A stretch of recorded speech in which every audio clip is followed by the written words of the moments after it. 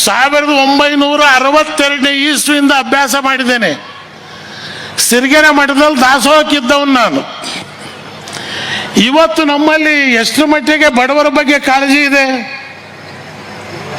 ಉಂಬದ ಲಿಂಗಕ್ಕೆ ನೈವೇದ್ಯ ಮಾಡುವರು, ಉಂಬುವ ಜಂಗಮ ಬಂದರೆ ಮುಂದೆ ಹೋಗು ಎಂಬುವರು, ಕಲ್ಲಿನ ನಾಗರಕ್ಕೆ ಹಾಲನ್ನು ಎರೆವರು, ನಿಜ ನಾಗರ ಕಂಡರೆ ಕೊಲ್ಲೆಂಬವರು, ಈ ಅನ್ನು ಹುಚ್ಚು ಶರಣರಿಗೆ ಏನೆಂದು ಕರೆಯಲು ಕೂಡ ಸಂಗಮ ದೇವ. ಎಷ್ಟು ಸ್ಪಷ್ಟ ಆಗಿದೆ. ನಾವು ಯಾರಿಗಾದ್ರೂ ಕೈ ಎತ್ತು ಕೊಡ್ತೀವೇನು? ಕೊಡೋ ಪದ್ಧತಿ ನಮ್ಮಲ್ಲಿ ಇಲ್ವೇ ಇಲ್ಲ. ನಮ್ಮಲ್ಲಿ ಇರ್ತಕ್ಕಂಥ ಪದ್ಧತಿ ಏನು ಅಂತಂತ ಹೇಳಿದ್ರೆ ತಾ ಬಾ. ಇವತ್ತು ಈ ಮಠಗಳು, ಇದ್ರ ಇತಿಹಾಸ ಏನು ಲಿಂಗಾಯತರಿಗೆ ಗೊತ್ತಿದೆಯಾ? ಈ ಮಠಗಳು ಯಾಕಾದವು? ವಿರಕ್ತ ಮಠ ಅಂದ್ರೆ ಏನು, ಜಂಗಮ ಅಂದ್ರೆ ಏನು? ನಾನು ಅದಕ್ಕೆ ಸಿದ್ದರಾಮಯ್ಯನಿಗೆ ಹೇಳಿದೆ, ಲಿಂಗಾಯತರದ ಕೈ ಹಾಕ್ಬೇಡ, ಸತ್ ಮೇಲೆ 500 ಎದೆ ಮ್ಯಾಗ ಕಾಲಿಡಬೇಕು, ಜೀವಂತವಾಗಿ ಇಟ್ಟುಬಿಡ್ತಾರೆ, ನಿನಗೆ ಬೇಡೋ ನಮ್ಮ ಮಾರಾಯ ಅಂತ ಕೇಳಲಿಲ್ಲ. ನನಗೆ ಹೇಳೋರು ನೀವು ಸ್ಟೇಟ್ಮೆಂಟ್ ಕೊಡ್ರಿ ಅಂತ. ನಾಳೆದ ಉಷ್ಣನ್ ಮಕ್ಕಳ ಲಿಂಗಾಯತರಲ್ಲ, ನೀವು ಸ್ಟೇಟ್ಮೆಂಟ್ ಕೊಡ್ತಾ ಇದ್ದೀರಿ. ಒರಿಜಿನಲ್ ಲಿಂಗಾಯತರಲ್ಲಿ ನಾನು ಅದೇನು ನನಗೆ ಕೇಳ್ರಿ ಹೇಳ್ತೀನಿ. ಬಿಜ್ಜಳನ ಸಾಮ್ರಾಜ್ಯದಾಗ ಲಿಂಗ ಮುಟ್ಟಂಗಿರ್ಲಿಲ್ಲ. ಸಮಗಾರ ಹಲ್ಲಯ್ಯ ಮಾದಾರ ಚೆನ್ನಯ್ಯ ಅವನಮ್ಮ ಅಣ್ಣಯ್ಯ ಓ ಎಂದು ಕರೆಯರಿ ಕೂಡಲ ಸಂಗಯ್ಯ ಅಂದು ನನ್ನ ಬಸವಣ್ಣ ಕೂಗ್ದ. ಅದಕ್ಕೇನು ಸಿಕ್ತು? ರಕ್ತಪಾತ್. ಕಾಡಿಗೆ ಹಚ್ಚಿದ್ರು, ಕಾಡುಗಳಿಗೆ ಓಡೋದ್ರು, ವಿರಕ್ತ ಮಠಗಳನ್ನು ಕಟ್ಟಿದರು. ಅನ್ನದ ದಾಸೋಹ, ವಿದ್ಯೆ ದಾಸೋಹ. ಇವತ್ತು ಕರ್ನಾಟಕದಲ್ಲಿ ಯಾವ ಸರ್ಕಾರನೂ ವಿದ್ಯೆ ದಾಸೋಹ ಕೊಡಲಿಲ್ಲ. ಲಿಂಗಾಯತರ ಮಠಗಳು ಇಲ್ಲದೆ ಇದ್ರೆ ಕರ್ನಾಟಕದಲ್ಲಿ 99 ಜನ ಹೆಬ್ಬಟ್ಟು ಹೊತ್ತಿದ್ರು, ಓದಕ್ಕೆ ಜರಲಿಲ್ಲ. ಈ KL ಸೊಸೈಟಿ ಯಾರ ಪ್ರೇರಣೆ? HKIB ಯಾರ ಪ್ರೇರಣೆ? ಇವರೆಲ್ಲ ಯಾರು? ಯಾವ ಸ್ವಾಮಿಗಳಿದ್ರು ಹಿಂದಿದ್ರು? ಯಾವ ಮಹಾನ್ ಭಾವರಿದ್ರು?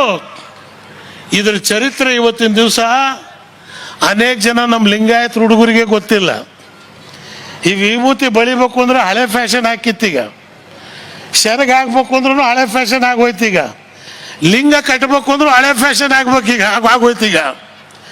ಇವತ್ತು ನನಗೆ ಭಾರಿ ಸಂತೋಷ ಅನ್ನಿಸ್ತಾ ಇದೆ. ಗೋಕಾಕ್ ನಗರದಲ್ಲಿ ಈ ಮಠದ ಏನು ಬಸವ ತತ್ವದ, ಬಸವ ಧರ್ಮದ ಈ ಒಂದು ಕಾರ್ಯಕ್ರಮ ಉದ್ಘಾಟನೆ ಮಾಡಿದೀವಿ. ಅದಕ್ಕೆ ಒಂದು ನಿಲುವಿಗೆ ನಿಂತ್ಕೊಳ್ಳಿ. ವೀರಶೈವ ವೀರತ್ವ ಇರಬೇಕು. ಅದು ವೀರತ್ವ ಇಲ್ಲದೆ ಇದ್ರೆ ಬರೀ ಶೈವತ್ವ ಇದ್ರೆ ಏನು ಪ್ರಯೋಜನ ಆಗಲ್ಲ. ಛಲಬೇಕು ಶರಣಂಗೆ ಪರಧನ ವಲ್ಯನಂಬ, ಛಲಬೇಕು ಶರಣಂಗೆ ಪರಸತಿ ವಲ್ಯನಂಬ. ಇವತ್ತು ಯಾರಾದರೂ ಒಬ್ರು ಶರಣರು ತೋರಿಸ್ತೀರಾ? ನನ್ನ ರಾಜಕಾರಣಕ್ಕೆ ತಂದವರು ನಿಜಲಿಂಗಪ್ಪನವರು, ಪರಮ ಪೂಜ್ಯರು, ಮುಖ್ಯಮಂತ್ರಿ, ಕಾಂಗ್ರೆಸ್ ಅಧ್ಯಕ್ಷರು. ಬಸ್ ಸ್ಟ್ಯಾಂಡಿಂದ ಮನೆ ಹೋಗ್ಬೇಕಾದ್ರೆ ನಡ್ಕೊಂಡು ಹೋದ್ರು, ಕಾರ್ ಇರಲಿಲ್ಲ. ಬ್ಯಾಂಕ್ನಾಗ 400 ರೂಪಾಯಿ ದುಡ್ಡು ಇರಲಿಲ್ಲ. ಆದ್ರೆ ಇವತ್ತಿನ ರಾಜಕಾರಣಿ ಪಾಪಿಯ ಧನ ಪ್ರಾಯಶ್ಚಿತ್ತಕ್ಕಲ್ಲದೆ ಸತ್ಪಾತ್ರಕ್ಕೆ ಸಲ್ಲದಯ್ಯ, ನಾಯಿಯ ಹಾಲು ನಾಯಿ ಮಕ್ಕಳಿಗಲ್ಲದೆ ಪಂಚಾಮೃತಕ್ಕೆ ದಕ್ಕದಯ್ಯ. 12ನೇ ಶತಮಾನದಲ್ಲಿ ಬಸವಣ್ಣ ಅಡ್ವಾನ್ಸ್ ಆಗಿ ಹೇಳೋದ. ವೀರೇಂದ್ರ ಪಾಟೀಲ್ರು ಸಾಯಬೇಕಾದ್ರೆ 80 ಲಕ್ಷ ರೂಪಾಯಿ ಸಾಲ ಇತ್ತು. ಇವತ್ತಂತ ಒಬ್ಬ ಶರಣರನ್ನು ತೋರ್ಸಕ್ ಸಾಧ್ಯವ? ಅಪ್ಪನಗೌಡ ಪಾಟೀಲ್ ಸಂಕೇಶ್ವರ್ ಶುಗರ್ ಫ್ಯಾಕ್ಟ್ರಿ ಮಾಡಿದ ಮಹಾನುಭಾವ. ಸಾಯ್ಬೇಕಾದ್ರೆ ಏನಾದ್ರು ಆಸ್ತಿ ಇತ್ತ? ಅವ್ರ ಮಕ್ಕಳೆಲ್ಲದಾರಂತ ನೀವು ಯಾರಾದ್ರೂ ವಿಚಾರಿಸ್ತಾ ಇದ್ದೀರಾ? ನಿಮಗೇನಾದ್ರೂ ಕಲ್ಪನೆ ಇದೆಯಾ? ಅಪ್ಪನಗೌಡ ಪಾಟೀಲ್ರವರ ಶಿಲೆಗೆ ಹೂವಿನ ಹಾರ ಹಾಕ್ತೀರಿ, ಅವ್ರ ಮಕ್ಕಳು ಉಣ್ತಾ ಇದಾರೋ ಇಲ್ಲೋ, ಪ್ರಸಾದ ಇದೆಯೋ ಇಲ್ಲೋ, ಯಾರು ಕೇಳಿ ನೋಡೋರಿಲ್ಲ. ಯಾಕಂದ್ರೆ ಅವ್ರ ಅಧಿಕಾರದಾಗ ಇಲ್ಲ. ಅಧಿಕಾರದಾಗ ಇದ್ರೆ ಟೇಪ್ ಕಟ್ ಮಾಡಕ್ಕೆ ಕರೆಸ್ತೀರಿ, ಉದ್ಘಾಟನೆ ಕರೆಸ್ತೀರಿ, ಅಧಿಕಾರ ಇಲ್ಲದೆ ಇದ್ರೆ ಇದು ಏನು ನಡೆಯಲ್ಲ, ಬಿಡಲೇ ಮಾರ್ಯ, ಎಲ್ಲಿ ಹಚ್ಚಿದ್ರು ಹೋಗಲ್ಲ ಅಂತೀರಿ. ಇದು ಇವತ್ತಿನ ಕಾಲ. ಅದಕ್ಕೆ ಒಂದು ನಿಲುವನ್ನು ಸ್ಪಷ್ಟವಾಗಿ ಹಿಡೀರಿ. ಒಂದು ರಾಜರ ಸಭೆಯಲ್ಲಿ ಒಬ್ಬ ನಪುಂಸಕ ಇದ್ದ. ಒಬ್ರು ಆಚಾರ್ಯರಿದ್ರು, ಭಾರಿ ದೊಡ್ಡ ವಿಚಾರವಂತರು. ಈ ನಪುಂಸಕ ಯಾವತ್ತೂ ಸಿಟ್ಟು ಮಾಡೋನು. ರಾಜರು ಯಾವತ್ತೂ ಈ ಆಚಾರ್ಯಗೆ ಮರ್ಯಾದೆ ಕೊಡ್ತಾರೆ ಅಂತ ಅವ್ರಿಗೆ ಹೇಳಿದ್ರು, ಇಲ್ಲ ಕಣೆ ಭಾರಿ ಬುದ್ಧಿವಂತ ಅಂತ. ಆ ನಪುಂಸಕ ಹೇಳ್ದ, ಹಂಗಾರೆ ಈ ಆಚಾರ್ಯ ಬುದ್ಧಿವಂತರಿದ್ರೆ ನನ್ನ 3 ಪ್ರಶ್ನೆಗೆ ಉತ್ತರ ಕೊಡು ಅಂತ ಹೇಳ್ರಿ ಅಂತ. ಕೇಳಲ್ಲ ಅಂದರು. ಈ ಜಗತ್ನಾಗ ಆಕಾಶದ ಮೇಲೆ ನಕ್ಷತ್ರಗಳು ಎಷ್ಟಿದಾವೆ ಹೇಳು ಅಂದ. ಆಚಾರ್ಯರು ಪರೇಶಾನ್ ಆದರು.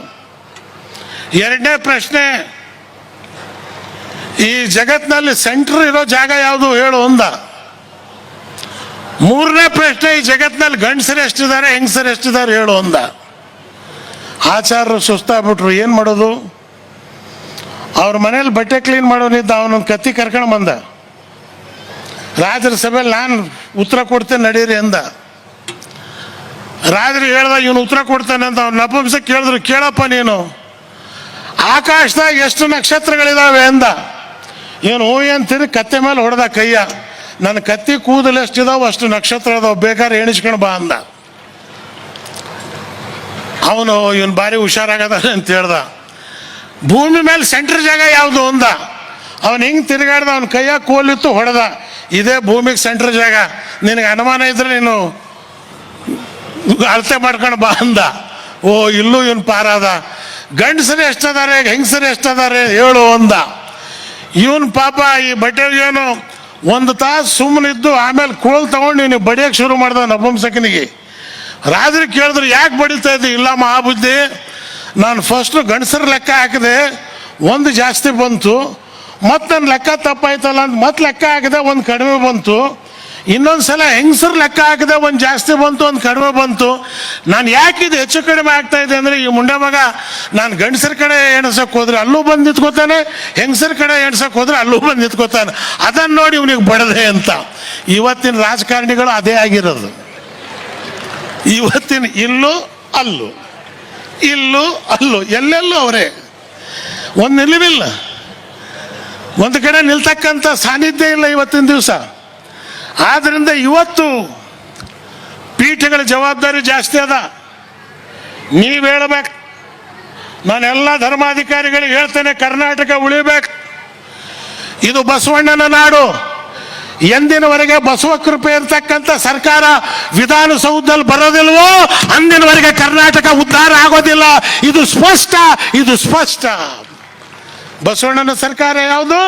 ಕಲಬೇಡ, ಕುಲಬೇಡ, ಕೊಲ್ಲಬೇಡ, ಪುಷ್ಯ ನುಡಿಯಲು ಬೇಡ, ತನ್ನ ಬಣ್ಣಿಸಲು ಬೇಡ, ಎದುರು ಎಳೆಯಲು ಬೇಡ. ಇದುವೇ ಅಂತರಂಗ ಶುದ್ಧಿ, ಇದುವೇ ಬಹಿರಂಗ ಶುದ್ಧಿ. ಇದು ಇವತ್ತಿದೆಯಾ? ಕೋರ್ಟ್ ಹತ್ರಕ್ಕೆ ನಿಂತ್ಕೊಂಡ್ರೆ ಕಳ್ಳರ ಹೆಸರುಗಳು ಕೂಗ್ತಾ ಇಲ್ಲ, ನಮ್ಮ ಮಂತ್ರಿಗಳ ಹೆಸರು ಕೂಗ್ತಾ ಇದಾವ. ಅಡ್ವಾನ್ಸ್ನಾಗ ಅವ್ರು ಹೋಗಿ ಬೇಲ್ ತಗೊಂಬರ್ತಾರೆ. ಯಾಕೆ ತರ್ತಾರೆ ಗೊತ್ತಿಲ್ಲ. ಇವತ್ತು ನಾನು ಮಠ ಇಲ್ಲದೆ ಇರ್ತಕ್ಕಂಥ ಜಂಗಮ ಇದ್ದ ಹಾಗೆ ಇವತ್ತು ಎಲ್ಲಿ ಭಿನ್ನ ಆಗ್ತಾರೋ ಅಲ್ಲಿ ಕರ್ಕೊಂಡು, ನನಗಿಂತ ಕಿರಿಯರಿಲ್ಲ, ಹಿರಿಯರಿಗಿಂತ ನಾ ಮೇಲಿಲ್ಲ, ಸದಾ ಹಿರಿಯರ ಪಾದದ ಧೂಳಿಯಾಗಿ ದುಡಿಬೇಕು ಕೂಡಲ ಸಂಗಮ ದೇವ. ಆ ಸಿದ್ಧಾಂತದಲ್ಲಿ ಬದುಕು ಬಂದಿರತಕ್ಕಂಥವ್ರು ನಾನು. ಆದ್ದರಿಂದ ಇವತ್ತು ವಿಶೇಷವಾಗಿ ಬೆಳಗಾವಿ ಜಿಲ್ಲೆಯಲ್ಲಿರ್ತಕ್ಕಂಥ ಎಲ್ಲ ವೀರಶೈವ ಮುಖಂಡರಿಗೆ ಇಷ್ಟು ಹೇಳ್ತೀನಿ, ಒಗ್ಗಟ್ಟಾಗಿರಿ. ಧರ್ಮ ನೀವು ಕಾಪಾಡ್ರಿ. ನೀವು ಗಟ್ಟಿಯಾಗಿದ್ರೆ ನಾವು ಸಾಬ್ರು ಬದುಕೋತೀವಿ, ಅಂದ್ರೆ ನಾವು ಬದುಕಂಗಿಲ್ಲ. ನಿಮ್ಮ ರಕ್ಷಣೆನೇ ನಮಗೆ.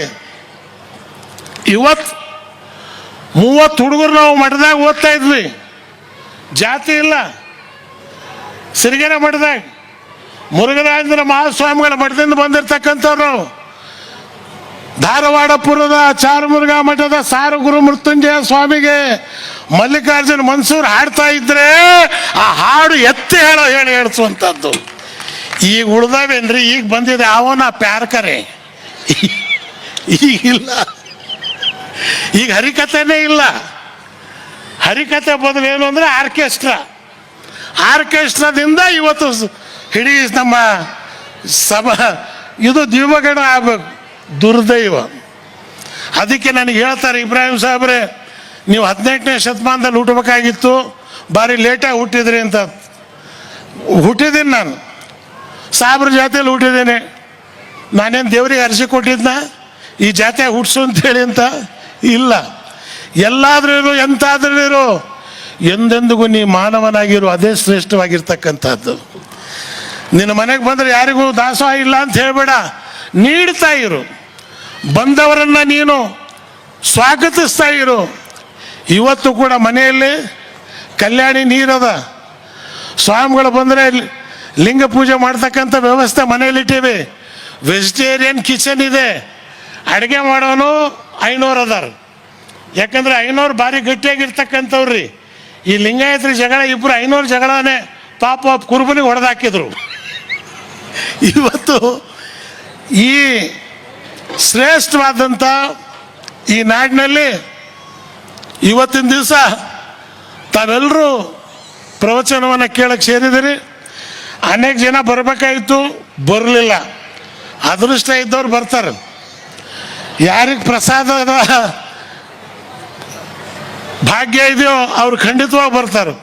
ಆದರೆ ನಾನು ಯಾವುದೇ ಮಟ್ಟಕ್ಕೆ ಆಹ್ವಾನವನ್ನು ಎಂದು ನಾನು ತಿರಸ್ಕರಿಸೋದಿಲ್ಲ. ನಾನು ಅಷ್ಟೇ ಅಲ್ಲ, ನನ್ನ ಮಕ್ಕಳಿಗೂ ಕೂಡ ಬಿಲ್ ಬರೆದಿಟ್ಟಿದ್ದೇನೆ. ಎಲ್ಲಿ ಶರಣರು ಬರ್ತಾರೋ, ಎಲ್ಲಿ ಶರಣರ ಮಠ ಇದೆಯೋ ಕರೆ ಬಂದರೆ ಓ ಎನ್ನು. ಯಾವ ಶರಣರಿಗೂ ಪ್ರಸಾದ ಕೊಡದೆ ಕಳಿಸಬೇಡ. ಯಾವತ್ತೂ ಕೂಡ ಎನಗಿಂತ ಕಿರಿಯರಿಲ್ಲ, ಹಿರಿಯರಿಗಿಂತ ಮೇಲಿಲ್ಲ. ಇದು ತಾನು ಯಾವತ್ತೂ ಬೆನ್ನಿನ ಮೇಲೆ ಬರ್ಕೊಂಡಿರು. ಇದುವೇ ಶಾಶ್ವತ, ಇದುವೇ ನಿತ್ಯ, ಇದುವೇ ಸತ್ಯ. ಇದನ್ನೇ ನಾವು ಮಾಡ್ಕೊಂಡು ಬಂದಿದ್ದೇವೆ. ಆದ್ದರಿಂದ ನೆರೆದಂಥ ಎಲ್ಲ ಶರಣಿಯರಿಗೆ, ಯಾಕಂದರೆ ನಾಳೆ ಬಡ್ಜೆಟ್ ಅಧಿವೇಶನ ಇದೆ. ನಮ್ಮ ಬಸವರಾಜ ಬೊಮ್ಮಣ್ಣ ಇಡ್ತದನ್ನ ಬಡ್ಜೆಟು ನಮ್ಮ ಭಾರಿ ಸ್ನೇಹಿತನೇ. ಆ ಕಡೆ ಕಂಪ್ನಿಯಾಗ ಅದೀವಿ, ನಾವು ಈ ಕಡೆ ಕಂಪ್ನಿಯಾಗಿದ್ದೀವಿ, ಆದರೆ ಭಾರಿ ಸ್ನೇಹಿತರು. ಈಗ ಇಲ್ಲೂ ಕೂಡ ನಮಗೆ ಪ್ರಭಾಕರ್ ಕೋರೆ ಅವರು, ಕವಟಿ ಮಠಗವರು, ಯಾರ್ಯಾರು ನಮ್ಮವ್ರು ಇಲ್ಲ ಅಂತೇಳಿ ಕೌಜಲ್ಗೆ ಅಜ್ಜ ಅವ್ರು ಎಲೆಕ್ಷನ್ ಮಾಡಿದೆ. ಮೊನ್ನೆ ಮೊಮ್ಮಗಂದು ಎಲೆಕ್ಷನ್ ಮಾಡಿದ್ವಿ ನಾವು. ಆ ಕಾಲದಿಂದ ನೋಡ್ಕೊಂಡು ಬರ್ತಾ ಇದ್ದೀವಿ. ಇಷ್ಟೇ ಎಲ್ಲ ಶರಣಿಯರ ಪಾದಕ್ಕೆ ನಮಸ್ಕಾರ ಮಾಡಿ ನಾನು ಪ್ರಾರ್ಥನೆ ಮಾಡೋದು, ಇವನಾರವ ಎನಿಸಿದರಯ್ಯ, ನಮ್ಮವ ಎನಿಸಯ್ಯ. ಮಹದಾನಿ ಕೂಡಲ ಸಂಗಮದೇವ, ನಿಮ್ಮ ಶರಣರ ಪಾದದ ಧೂಳಿಯಾಗಿ ದುಡಿಯುವ ಎಂಬ ಸಂಕಲ್ಪವಯ್ಯ. ಎಲ್ರಿಗೂ ಶರಣಾರ್ಥಿಗಳು ನಮಸ್ಕಾರ. ಜೈ ಹಿಂದ್, ಜೈ ಕರ್ನಾಟಕ. ಬೇಕು ನಮಗೆ